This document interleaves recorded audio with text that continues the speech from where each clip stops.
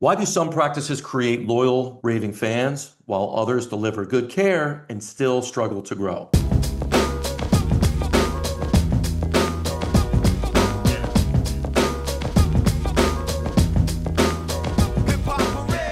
Welcome to Freedom by Design. I'm Jamey Schrier. This is the podcast for practice owners who are ready to think differently about their business, take ownership of what's really holding them back, and build a business that actually sets them free. Today's guest has spent years helping practice owners rethink something most clinics completely overlooked: the client experience. After owning a physical therapy practice in California and later relocating to Philadelphia, he went on to build a company focused entirely on helping healthcare businesses create experiences that drive loyalty, retention, referrals, and growth through the front desk. Joining me today is Jerry Durham, the one and only. What's up, man? Howdy, Jamie. Thanks for having me on. Yeah, and I always love when people reach out to me for podcasts. I'm like, you sure you want to take that risk? So I appreciate you reaching out and giving me yet another megaphone to yell through about the stuff I've been yelling about for about 15 years.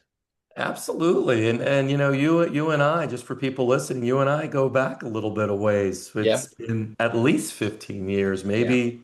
maybe longer. You get older and you realize that the journey has been a winding and twisty turning. It's not just a nice upward flow, is it? Oh my God, no. It's that picture where you see that, right? What everybody thinks it's like, and it's like that nice steady art versus just the scribble, like that looks from an Etch-A-Sketch, yeah, type design. Which, of course, you and I would know what an Etch-A-Sketch is. So And nobody we'll, else, we'll right? continue So we talking just about how cool we separated. are. We definitely dated this the people on this call, so that's good.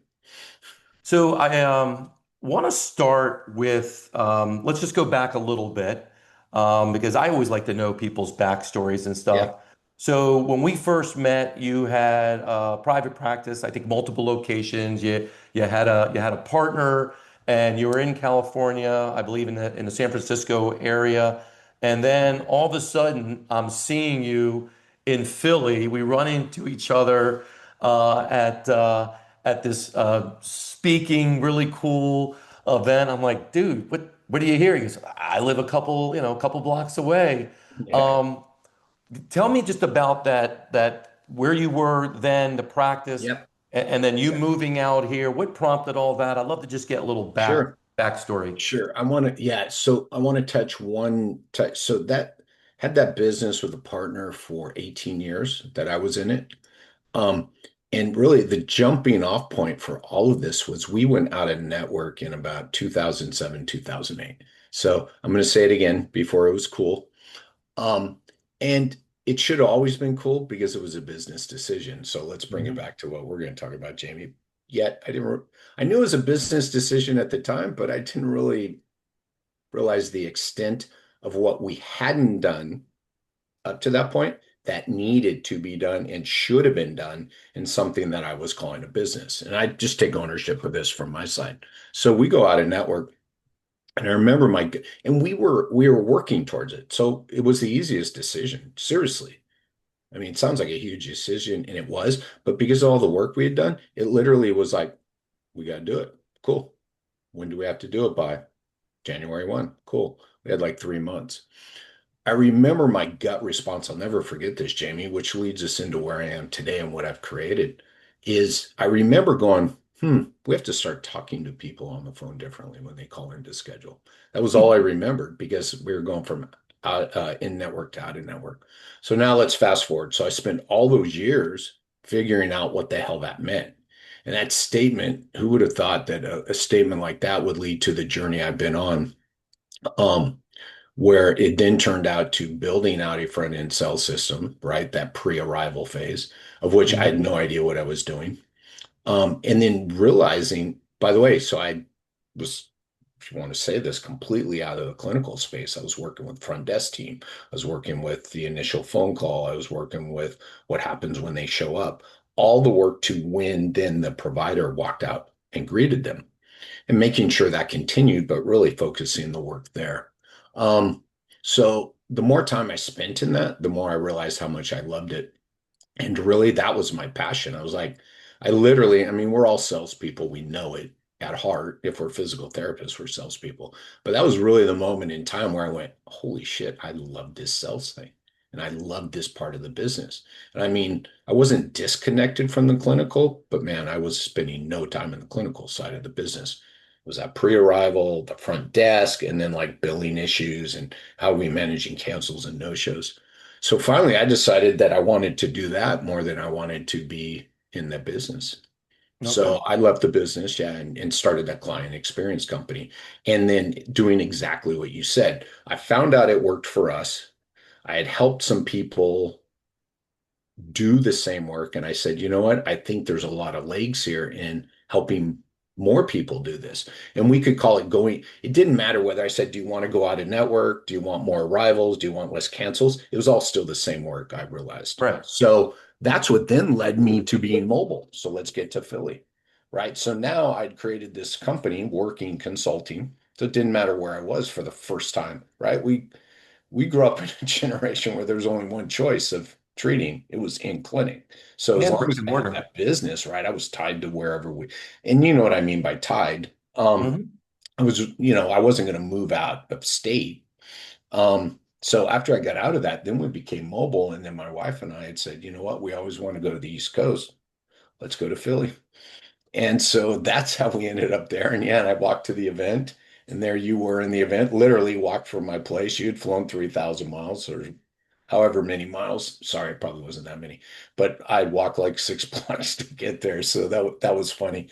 And yeah, and so we spent our time there. By the way, so I had this great office, right? Because I was consulting at the time. My wife was Hmm. going to the office, then COVID hit in there, and then magically my wife and I have been working from home together ever since. So, that was a big transition. But yeah, it gave me some mobility because the consulting, whether it was pre-COVID even, was via Zoom or showing up in people's clinics.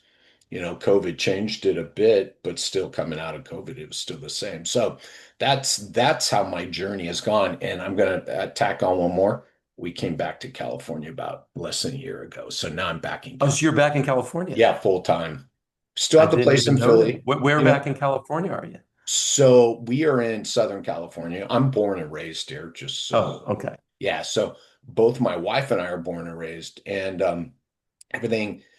We're the only two ever left the state, which is kind of interesting when I look back at both of our families. So it was great to have the base here while we were gone, and then Hmm. was a big reason why we came back. The intent always was to come back, that we knew at some point we would get back, but we wanted to embrace the East Coast. Man, I love the freaking East Coast, and needless to say, it fits me well with my Oh, I think Philly fits you perfect. yeah, it does. It really did. And dude, I used to just go to Philly baseball games. I didn't care if my Giants were playing, right? I'd gone to Eagles games, right? I'd go down to that Xfinity Live. Yeah, I embraced it all. And I'm going to say, I hate the Eagles because of my Niners, 49ers, but I was there for the second Super Bowl win.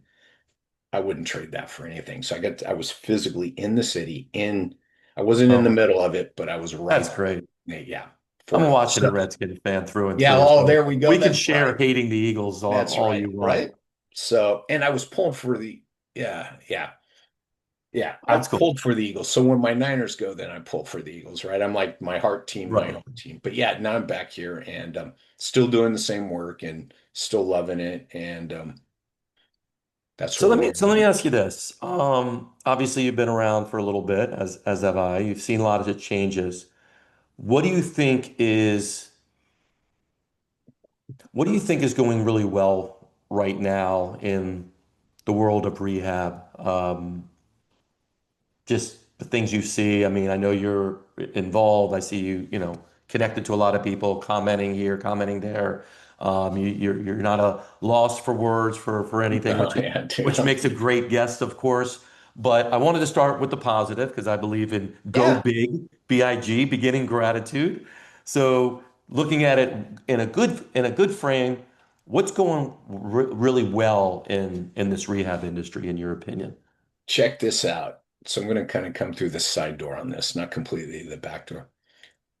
I truly believe what's going well right now, Jamie, and I think you can appreciate this more than most, is we're being forced, right? So I was able to start a business. Oh, sorry. I don't even call what I created a business until about we went out in network. I was able to create something and believe it was something other than it was. Because payment, what people call reimbursement, I call payment. Payment was good, right? And it was Mhm. easy to manage just by the numbers. And that's all we did.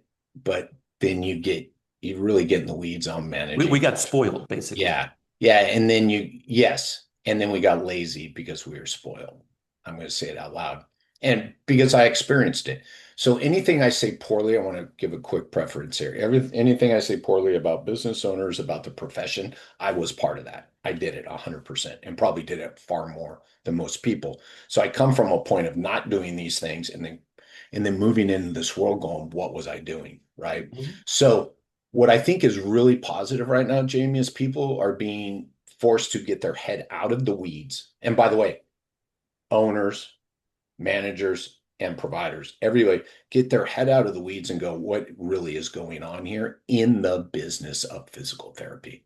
I'm getting more inquiries than ever, as you are too, just people going, basically the theme is something around I need to change this. I don't really know what part of it, but I know I Right. need to change it. So to me, the changes coming, whether it's AI, whether it's continued cut of payment reimbursement, whether it's team, right, through Medicare, whether it's access, all of this, all of those things, I say the commonality across all those are people going, I may need to change something. I may need to learn more about the business side of healthcare. And I believe that's a positive So thing. you're looking at this as a wake-up call. Yeah. You're like, Yeah. this is a long overdue wake-up call for people that have 100%. been more or less sleep at the wheel. Obviously, there's always your ambitious few percent that have completely saw an opportunity and taken it. But for the rest of us, reimbursements were not too bad. I know when I started my practice in Maryland, I know it from this day,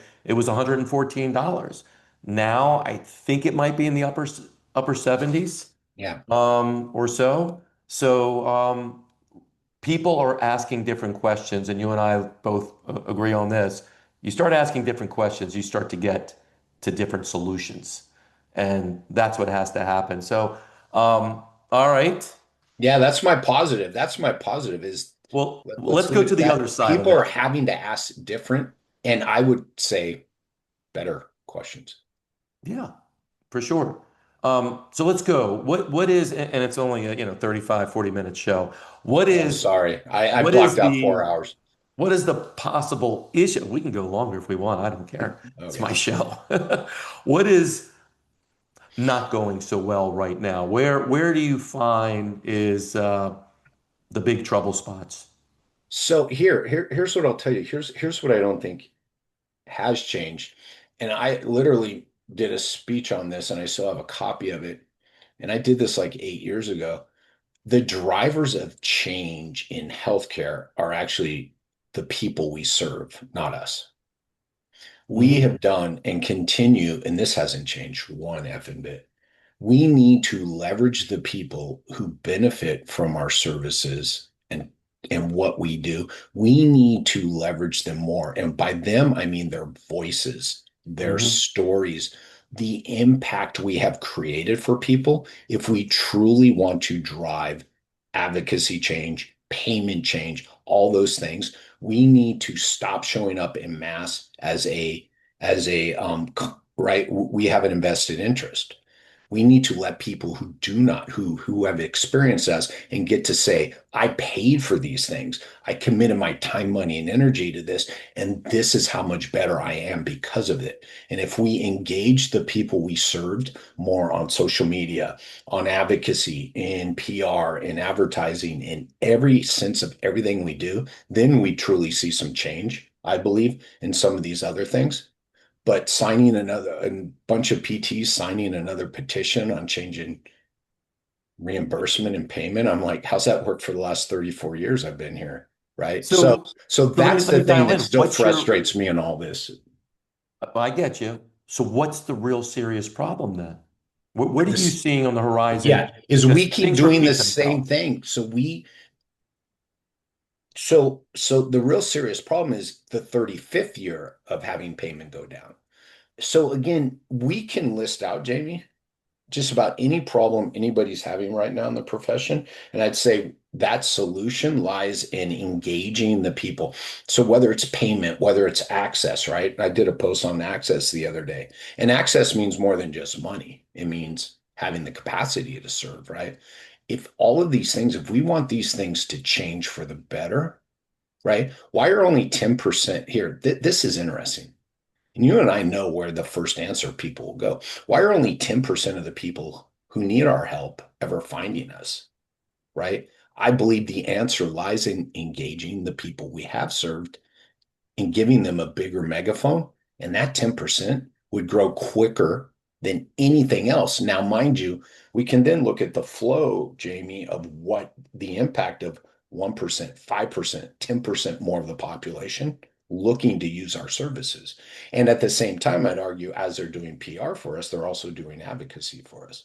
So the Yes. overlap of these things where we have advocacy day, and that's separate than the marketing we do, and that's separate than this.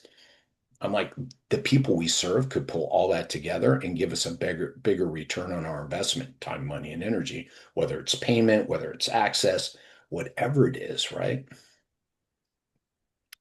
I hear you. I agree with where you're going with that, that our the people we serve, being the clients, being the patients, are the ones that Yeah. have the voice. They have the pocketbooks. They're the ones that are paying us through the insurance companies.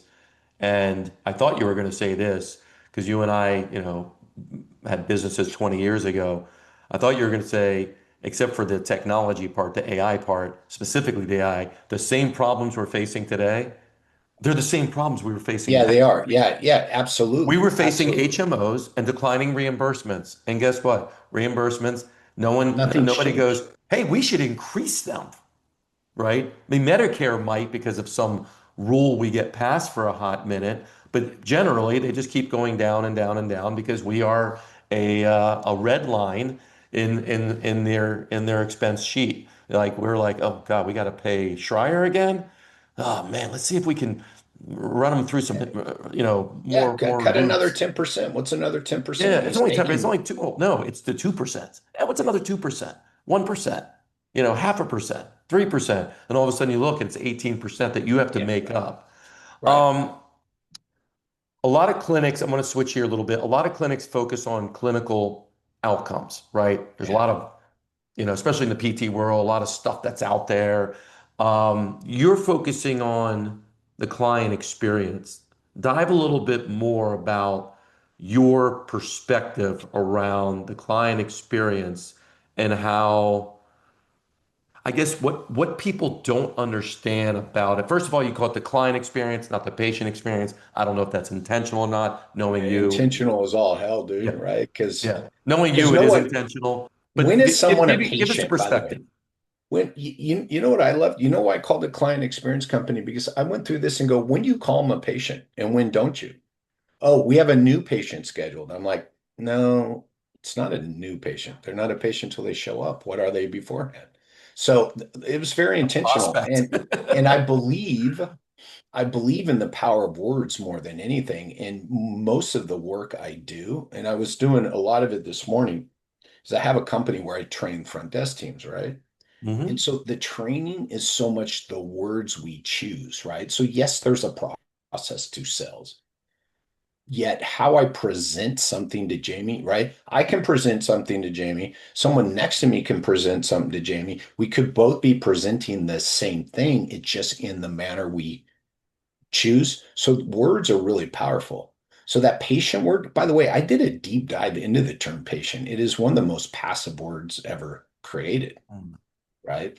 And it was about someone being in a hospital is how it started. Well, so an outpatient, they're not in a hospital, they're not passive, they're going to work, they're doing their shit. So yeah, that's why I called it client And does experience. anyone really like being called a patient? Yeah, dude. Yeah, I'm find me somebody's somebody who client, likes that, okay, and right? they're my client, but am I someone's patient? It sounds like I'm like an invalid, like I'm incapable.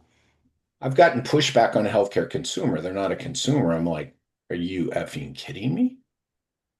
They're a consumer in every They're sense of consuming your the word. services. What All of are, it. if they're All of not a it. consumer, who's pushing back? Like, what are they pushing back with? If they're not a Yeah. consumer. Well, they start telling you they don't have choices, they don't have this, they don't have that. I'm like, I don't care what program you're on, everybody's paying for something, right? And and by the way, here's the other thing too, I want people to consider in this conversation. If it was just about cost and just about insurance, then why doesn't every in-network clinic in America have a 100% arrival rate? The lowest arrival rates I've ever seen are all in-network clinics. So I'm just going to leave it at that in a context of this is what I'm going to say next, right? It's arrival rates consistently, Jamey. The biggest impact I've made are with everybody likes to say, oh, you're the out-of-network guy, you're the cash guy, you're the sales guy, and I'm like, no, I'm the patient client experience guy who Yeah. drives more arrivals because the arrival rates at the in-network contracted clinics are damn near unethical, in my opinion. So I don't remember the original question, but man, there's a lot of shit there to unpack. That's all right. I'm prepared for everything here. So I like when you just roll, man. It's always Yeah, fun. I mean, all of that goes into then why the experience. Okay, so let me tell you Yes. this. And I think the origin story is important here. I was working with my clinical team when Bishop and Bolosky started releasing their expectations research. And what I found was people were leaving us and dropping off because of one big thing, right? And this is a whole separate story, but expectations were not managed properly. Either we didn't set them or we didn't, right? We didn't ask them or we didn't set them. So cool. So I'm meeting with all my providers and talking about how we should be doing this in the eval room. Then I start working upstream with the front desk. And one day it hits me that why the hell are we waiting? We're taking a phone call. We're scheduling someone 7 days out. We're doing all this work and we do zero to set expectations. And we're waiting for them to show up in the clinic, drop their money, and then hope expectations are getting set. I took that same expectations research and built it into the front end process. Expectations, it was back about clinic outcomes. Expectations. So if you want to tell me you're outcomes focused, expectations are the only consistent alignment with outcomes in all of our research. I said that out loud. Let's say it out loud, everybody. Expectations align with outcomes. So if you tell me, Jamey, what has made you better in the past, if you tell me what you believe will make you better, then I've got to take that into consideration because that's what's going to move you through your course of care to the outcome that you Back up for desire. a second, because some of the stuff you're saying, I feel like you've gotten pushback on that. Oh, big Now, time, of course, dude. I'm listening, but I Big think you and time. I think a lot the same. So it's like Big we're time. we're two people just talking about. So, but not everyone's gonna think the same. So I want to try. I want to think like my audience, right? So, what is the pushback happening, and what are you saying? Because you're talking about. I call it setting the stage. Anytime we're working with our clients, it's like, look, I don't care if you're speaking to someone. I don't care if it's on the phone for a potential client or prospect. I don't care if you're speaking to a doctor or you're in front of an audience.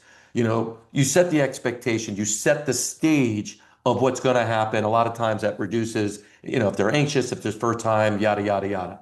So you're teaching people to set the expectations. Here's what you can expect. Here's what's going to happen. And then of course you follow up and do it. And then of course you told them what you just did. So it's you tell them what you do it, then you tell them what you just did. I don't know who came up with that, but I remember reading it somewhere. Who the heck is pushing back on that? Like, what am I missing there? Because you mentioned I guess it's the outcome people. What's happening with that? So there's that difference between giving people what they want and what they need, right? That's where it starts to come from the clinical side. So the Okay. clinical side, two things, and again, I want to set this context early. When I get pushback, people talk about this moment in time. I'm like, nothing's moment in time that we do. I mean, it's courses of care. It's an ongoing relationship. It's a journey. Hmm. So I always get this pushback. We shouldn't give people what they want. We should give them what they need. And I'm like, but that's a journey. I mean, that's marriage, that's dating, that's everything in life. And nothing is about saying, cool, Jamey, I can do all this unethical, low value stuff for 12 visits, for 3 months, for 6 months. That's not what I'm talking about, right? Right. And you get it. You've already repeated it. It's about managing an expectation.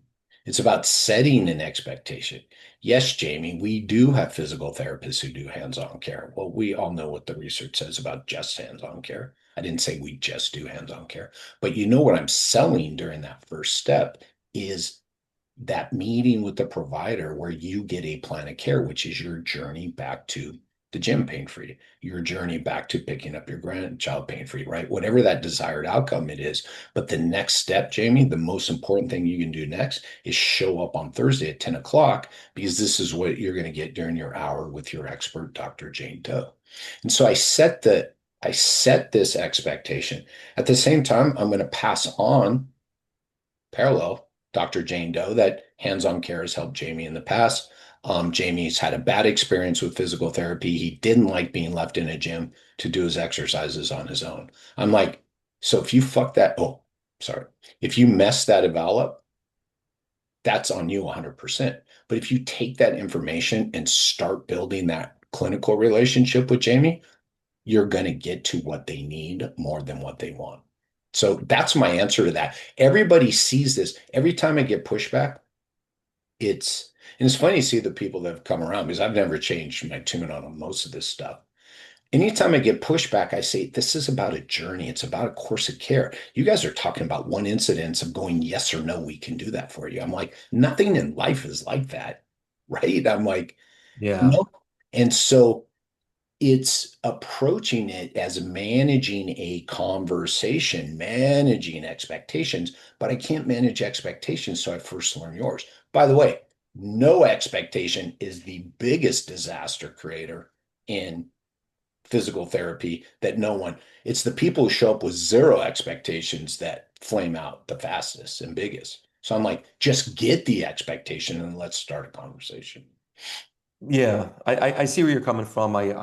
It's almost like you're combining the psychology of just who we are as human beings. You got it. You're adding in that marketing component, which is really just psychology. You got it. And you're saying that, look, that first person and I've always said this, the most important person is the front desk. I've said it for 25, 30 years.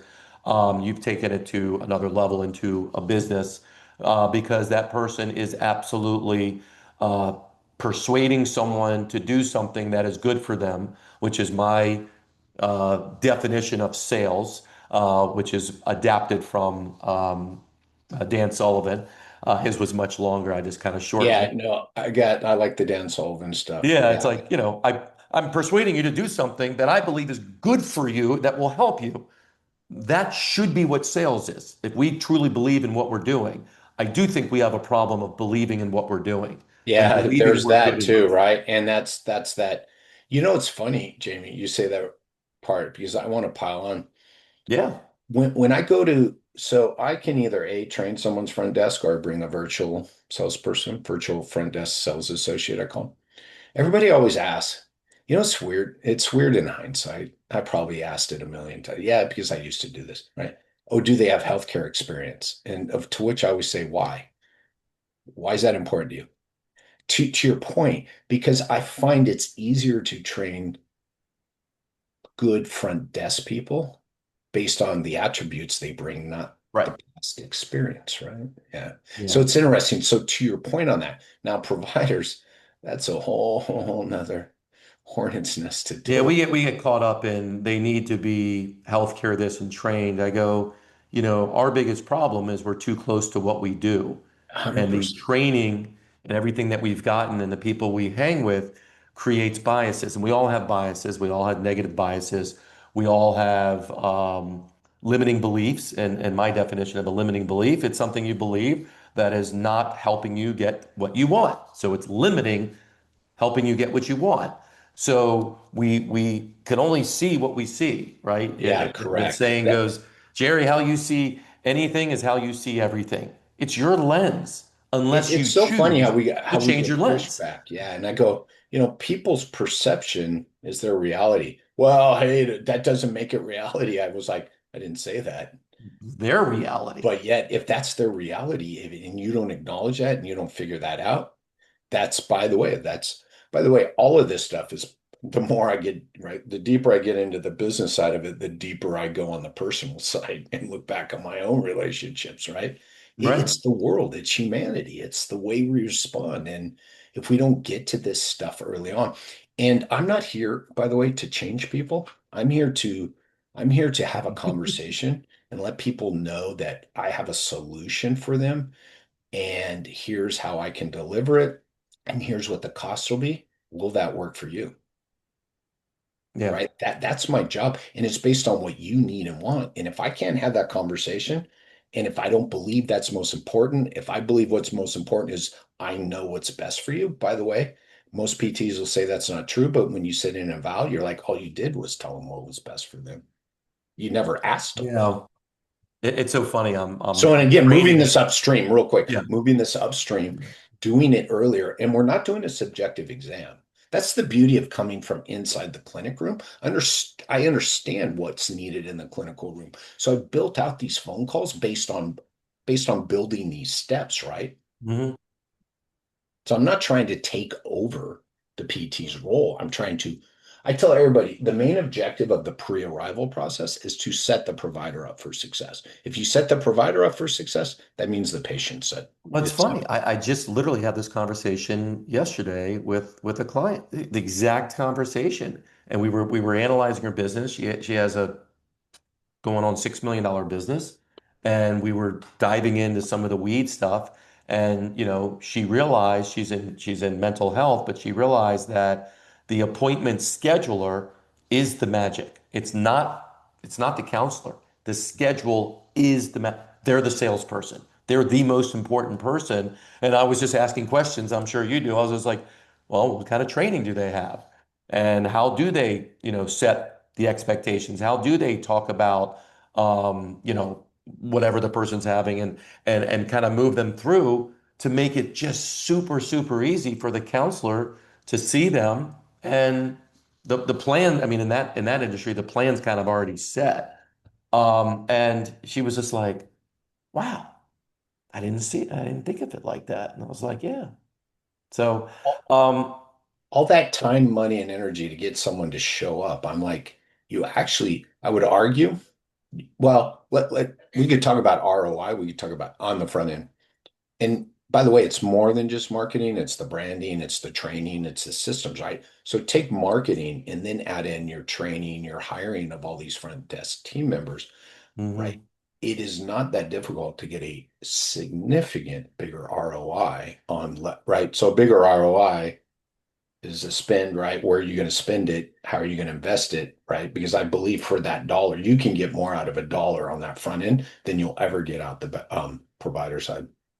Yeah, no, I'm not going to argue with that one. I think that the what's interesting is that we don't have a clear picture of what's actually happening. If we saw what the acquisition cost of a new client, if we actually saw what it's costing us, specifically for cancellations, for no shows, for churn rate, if you really saw those numbers. Look, I got nothing else, nothing against marketers. Some of my best friends are marketing companies, but for most people that I see, marketing is not the issue. It could be part of the issue, but the issue is you're leaking, you're leaking oil all over the place, and you're paying these people that hopefully have a passion for helping others, and they're not as busy as they should be, as you expect them to be, but you're not holding anyone accountable because you're not doing your part and creating clarity and creating accountability and knowing yourself how many people they should be and how they should actually communicate and engage and set the values and the standards and stuff like that. So, yeah, No other industry. Whenever I used to go I belong to EO, a huge shout out to EO Entrepreneurs Organization, because hmm they were definitely a tipping point in this that got me over the going out of network part. I'm laughing just thinking when I used to go in the room and go, yeah, we're only converting 65% of our leads. All of them looked at me like F you because they're right. They're in the freaking business world. They're converting 20, 30% of their leads and they're really excited. And Yeah. really, that was the time, Jamie, when I stood back and I went, we are sitting in a position where we are wasting our potential clients time, money, and energy and are so disrespectful to the people who are raising their hand and saying they want our help when everybody else is fighting tooth and nail to just find 2 out of 10. And we got 8, 9 out of 10, of which, then 7 are showing up, I'm like, man, yeah. So it was really interesting and I called it disrespectful or disrespectful Mhm. to people who are raising their hand and saying they want to do business with us. I at least want to learn about your solution. What's your Sure. first name? What's your last name? What's your date of birth? Do you have a doctor's referral? What's your insurance? And it was like, I talk a lot about mindset. I hate using mindset because it's people like just dismiss it. I use kind of mind shifting or just thinking differently. Um, what do you think is, for lack of a better term, the mindset that we as a collective practice owners, private practice owners have that is disturbingly wrong, that's really causing problems? And what does it need to be from your point of view and your experience? that we can leverage the providers more, that deliverer of the product has more leverage left. Providers are the therapists. Yeah, providers, thank you. Yeah. Yeah. And that we can leverage them more, right? So Through, the by the way, mindset is we don't think we can because if we push them too much, no, they we still believe the leverage is the provider. And so I'm going to try to squeeze, right, another one more visit a week out of them. I'm going to try to get, right, one more treatment out of them. I'm going to that's get the them, current mindset. yeah, current mindset. Yeah. And whether it's so let's go a little higher, Jamie, that the only opportunity I have to drive better in my business, which is more revenue, is through the provider, right? That's the only place I need to look. So I have the blinders on. So I'm going, and let me give you an example, my personal journey, right? Spending 8 years yelling at providers about their cancel rate, no show, drop off rate. No, you got to do better. No, you got to do better. Holding people accountable, going, you're doing this wrong. You're doing this wrong. You're doing this wrong. Buying new equipment and going, okay, you got to now put people on this, right? So that's all provider driven, right? When you're getting new equipment and they got to see the provider for the eval, that's all looking just in one place. And and I've proven this over and over, and you've seen proof of it in the work you've done, that the money I invested in the front desk team actually drove the biggest ROI. So when I take a step back and go, I'm not going to yell at the providers anymore. I'm not going to give them more work. I'm going to allow them to be the experts they are, move someone through, pitch a plan of care, then move someone through that plan of care. And mind you, their only accountability is to deliver a complete plan of care. Then I saw changes in everything I just mentioned. Revenue went up, cancels went down, no shows went down, drop offs went down just by investing in the front end. So the mindset that's killing us is the only answers through the providers. Interesting. Yeah, I didn't expect that answer. I like And that. by the way, Jamie, Yeah. I would argue when you take the focus off the providers, then things like your billing, collections, first pass, all that stuff changes. So it solves even bigger problems. And this was a lot of my journey. I went to the front desk to do one thing, get more people to show up. That was it. Hmm. When I saw the impact on the business overall, dude, I spent more time reinvestigating stuff going, wait, how'd this just change? And I went, holy shit. The only thing I did was change the front desk. My providers aren't, my billings aren't doing anything differently. It was just our focus was getting someone on the schedule, ready to arrive, pay, and then stay. If you think Yeah. about it, every single business metrics is in those three terms. So arrivals are assigned to someone, payments assigned to someone, and staying is assigned to someone. So that gave me, the it's sitting right above me, the Four Disciplines of Execution Hmm. book that the speaker when your PPS was there, and I only bought the book because he spoke. That was the tipping point that got me to look, okay, what is everybody driving to? You mentioned this early. So I had When I gave a talk on patient success, the front desk is in the room, every provider's in the room, support team's in the room, billing people are in the room because I show everybody because it forced me to define what patient success was. And I realized it's more than just people getting better. It was people, right? Go read my freaking negative reviews for my first 5 years of my business. It's all billing related, 1-star reviews. Right.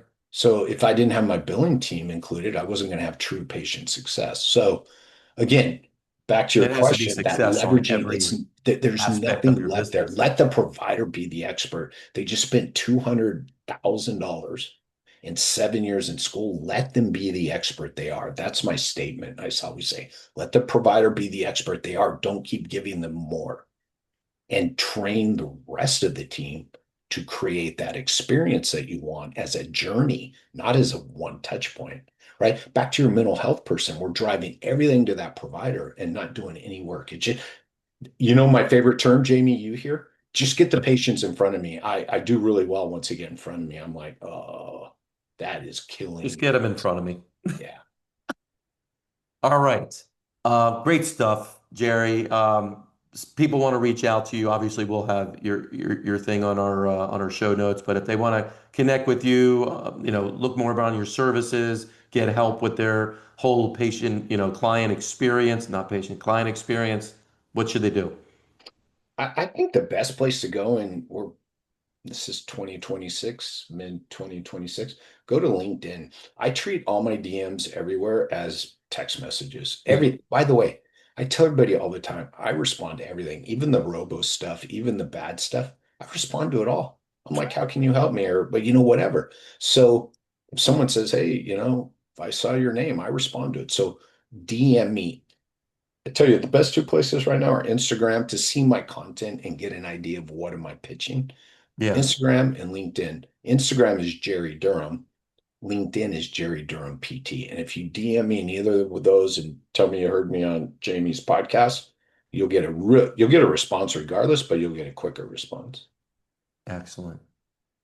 Appreciate you, man. Yep. Awesome. All right. Thanks for having me on.